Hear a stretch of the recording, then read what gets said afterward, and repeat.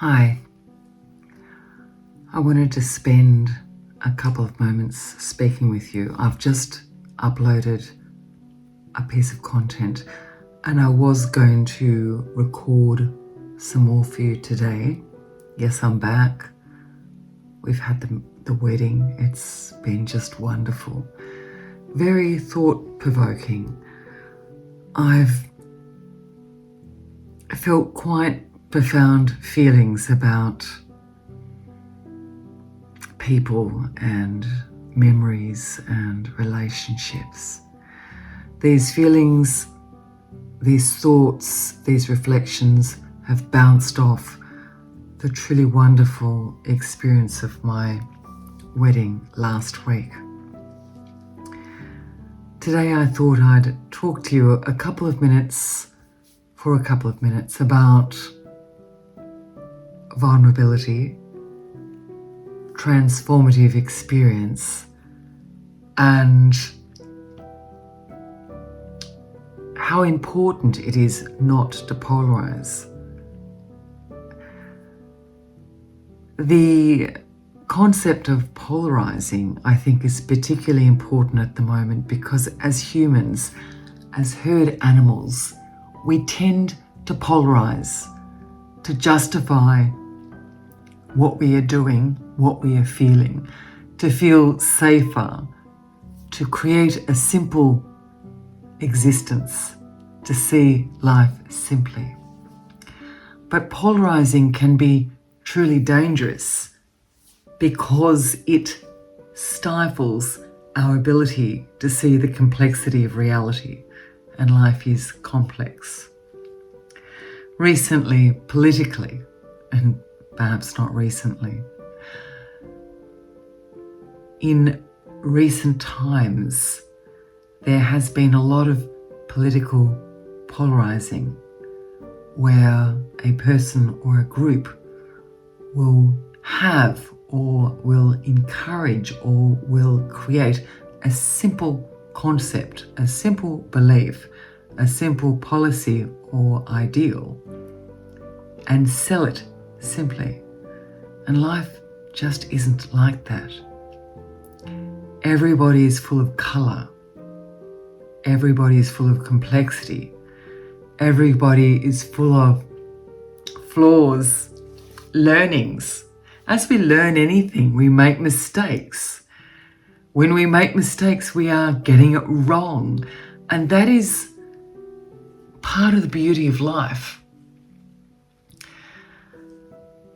Polarizing, when somebody perhaps passes or dies, we tend to focus on the negative or the positive of that experience. When a relationship ends for whatever reason, we tend to want to see that person as all bad or as all good. Somehow we think that it will make the grief easier or the processing smoother. And what it does is it stunts our ability to develop, grow, and be aware of the beauty in life. And the beauty truly is in the storms as well as the sunrises and the passing of storm. With my wedding, I had family members and Adrian had a couple of friends, and it was amazing. It was wonderful. It was reflective. It was just so wonderful. The food was delicious. I was so happy to be married. It was kind of like closing a chapter and starting another book. Now we know that we don't truly close chapters. Life doesn't work like that. But it is nice to have the metaphor, the thought, the belief that we can close a chapter. Not only did I have wonderful family and amazing conversation at the wedding, but before and after the wedding, I've had a lot of friends reach out to me. Friends that remember me at different times. There is nothing more gratifying than having somebody see you, than having someone see your authentic self, rather than the self that others believe you to be. You know, that projected self, that self where they think you are that person and you're just not. And the thing about being right in life, we want people to see us as right when we are right. And part of the development of wisdom, becoming wise, is giving up the need to be found right or to be seen as right. Everybody sees the world through the lens of their own experience, which means there are very few people in the world who will truly see you. There are people you love that may not see you because of their own journey, their own choices, possibly their own filters, their own sense of denial. And you can still choose to love them even though they don't see you. One of the ways we can work through being invisible to others is through vulnerability. The ability to tell your story. To tell your story in a way where you don't need to be found as right. You tell a story, you share a dialogue in order to help somebody else. The ability to actively listen to another person in order to truly help them. When we are vulnerable, we can develop that storytelling art.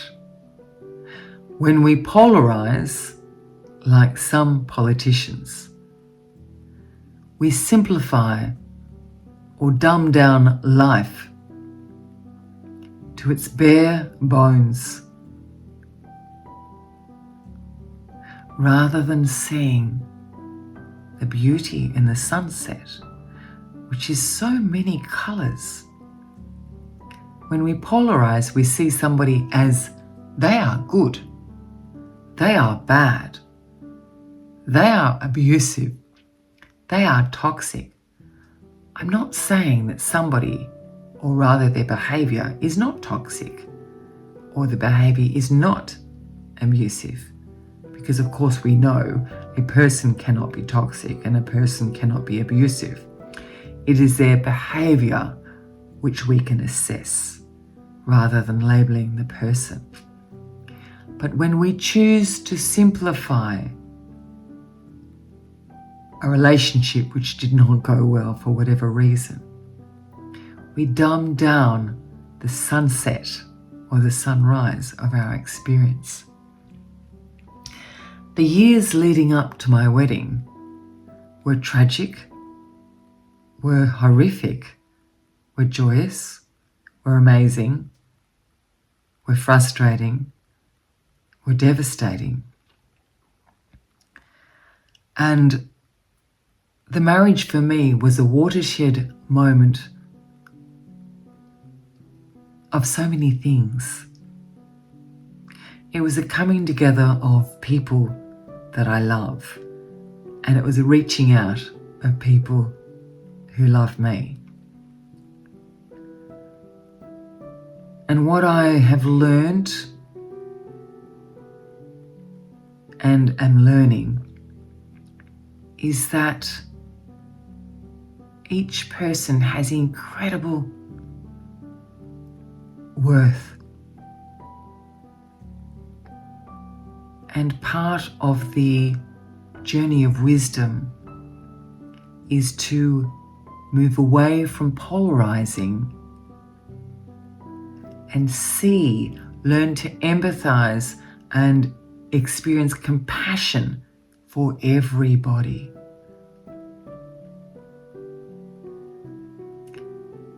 Share your story. Be vulnerable. Move away from polarizing. Be colorful. Be a storyteller. And the purpose of your stories is to inspire, is to comfort, is to motivate, is to create questions, curiosity. Those stories which have simple answers, simple endings, forever after, these are not stories for you. And they are not my story. And they are certainly not your story. People are everything all the time and nothing all the time. People are good and bad in their behavior. And of course, there are those people that do terrible things. But it doesn't matter what they do. It doesn't. It matters how you choose to internalize their behavior. Because all they are is a walking projection of how they have internalized experience. How they are does not reflect who you are. That's up to you. We have the amazing, exciting choice. We can choose how to respond to the people in our life. And we can choose how to internalize experience. With my friends at my age, we've all got a terrible story. Oh, how we have terrible stories. Let's be bigger than the narrative in our life. Let's not become the narrative in our life. Let's always see the beauty in each story. We have adopted 3 feral cats, and in the last 2 days they disappeared. And Adrian and I felt sad, and we tried to be adult about it and say, it's okay, this is life, but we were sad. And this morning we get up early at 5 a.m. We saw the cats and we felt such joy. And Adrian said to me, you're right, it's not about, he worries about the cats, it's not about forever, it's about enjoying the cats just today. Let's just enjoy the cats just today, just today. Let's enjoy experiences just today, because so much can happen. Let's share our stories in order to inspire and comfort. Let's move away from polarizing and find wisdom in complexity. Let's empathize. Let's demonstrate compassion. And let's be aware that we're all prone to making mistakes. Any of us that think we know what to do, well, that's a moment for concern.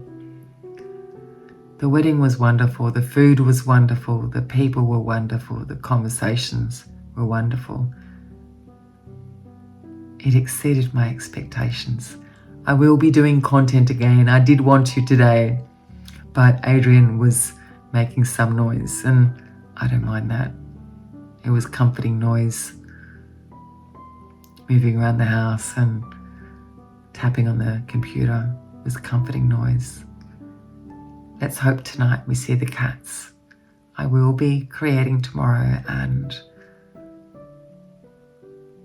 you'll be okay. And being okay is good enough.